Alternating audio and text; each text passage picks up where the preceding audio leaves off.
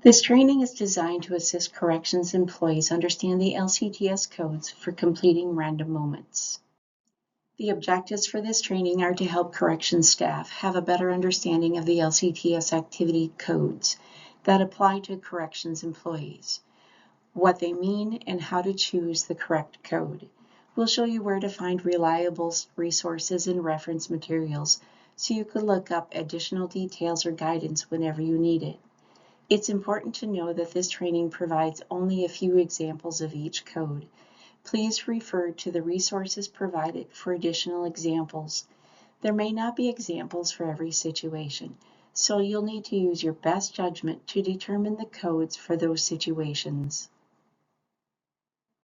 As mentioned in the previous training, you'll receive a random moment that looks similar to this example. From this list, you'll choose the code that best fits what you were doing at the time of the random moment.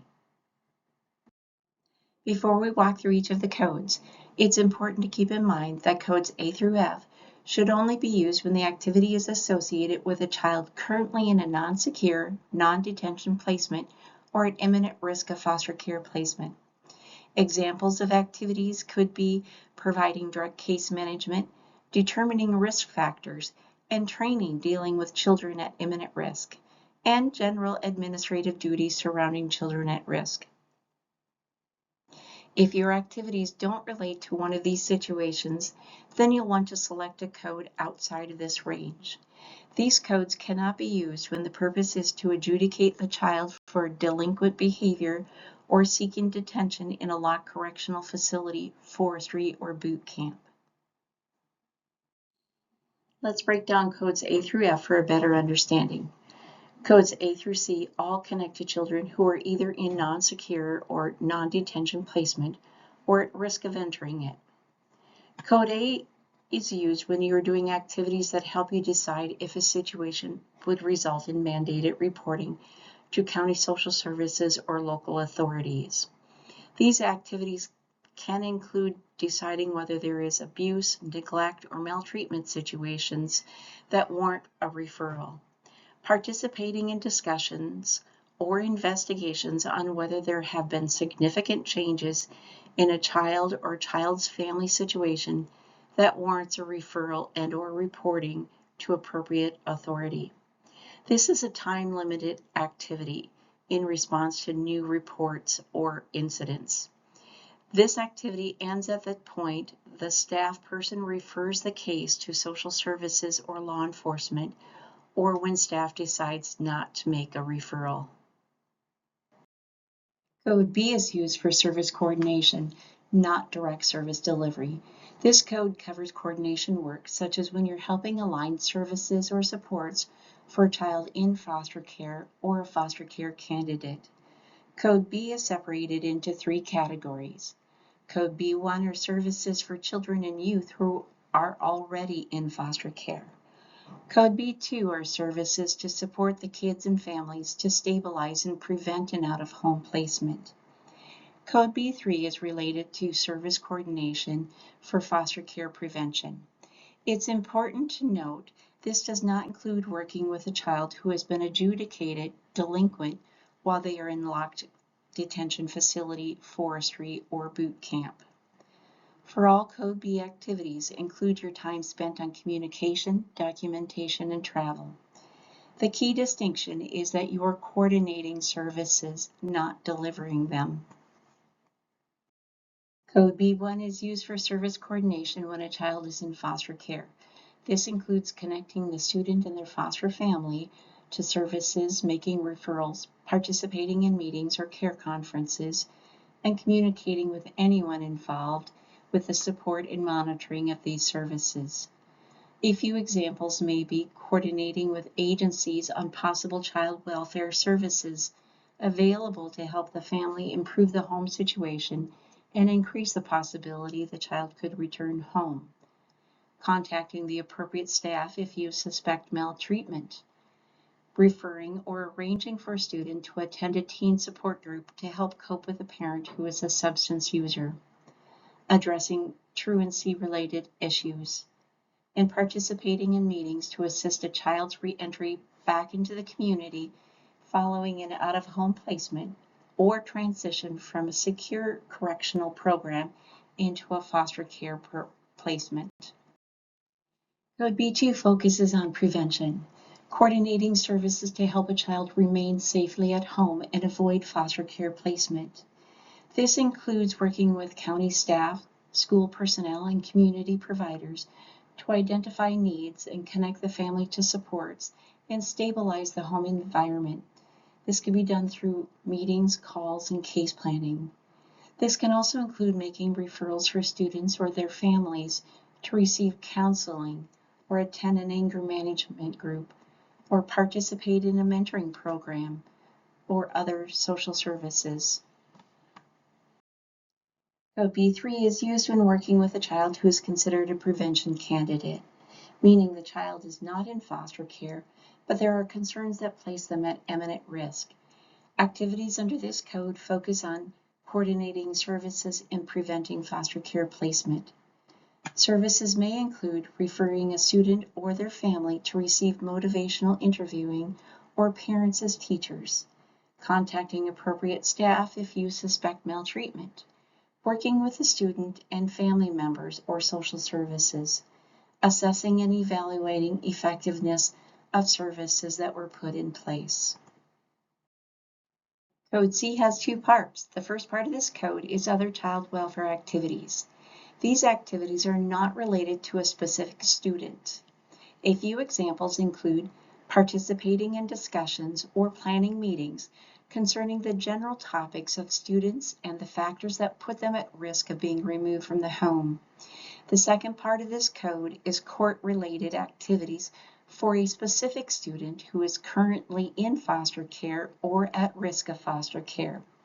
Examples might be providing information for a CHIPS petition to the county social services for the removal of a child from their home, preparing or providing truancy petition for the county social services, preparing or participating in any court hearing or administrative review, including providing testimony where the purpose of the hearing or the review is not to adjudicate the child for delinquent behaviors and not to seek detention in a locked correctional facility, forestry, or boot camp.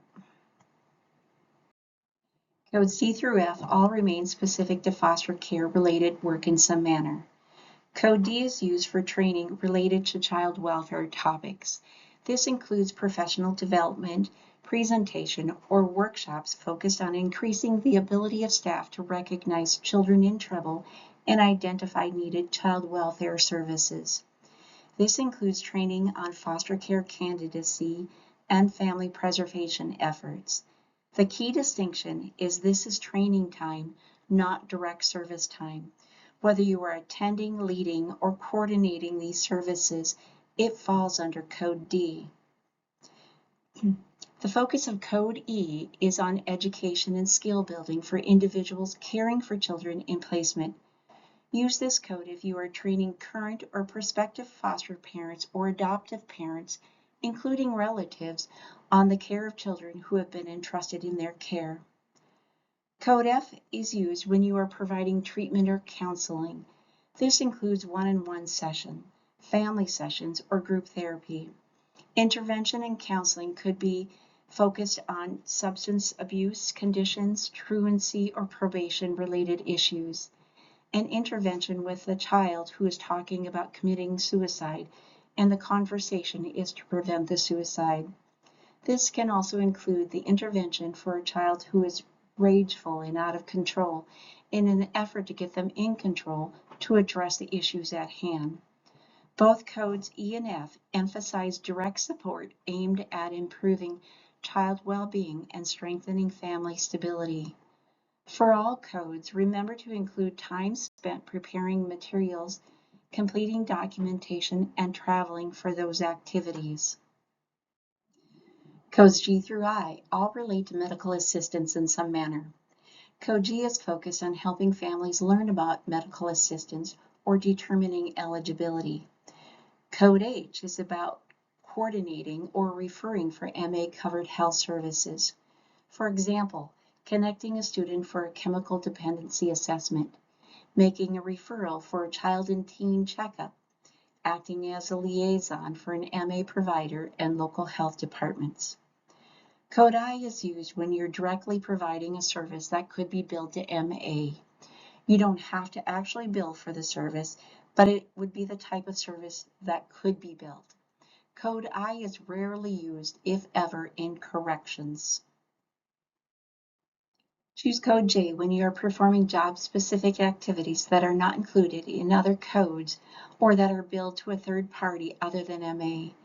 Samples include participating in first aid or CPR training, participating in chemical dependency and chemical abuse assessments, performing activities that inform children and their families about their eligibility for non-MA programs such as legal aid, housing, food stamps, and vocational programs.